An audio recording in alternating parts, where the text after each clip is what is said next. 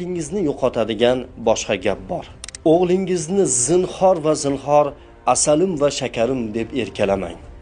Arslonim deng, arslondek bo'lsin. Biroz dag'al muomalada bo'ling. Dag'al liboslar kiydiring, ilik kamirtiring, ba'zan qotgan non yediring, go'sht yediring, toki erkak bo'lib ulg'aysin. Toki dushmanlar oldida to'kilmasin, muammolar va musibatlar oldida yiqilmasin, munofiqlar va nomardlar oldida bosh egmasin. Boshini tik tutgan arslon yigit, sher yigit bo'lsin.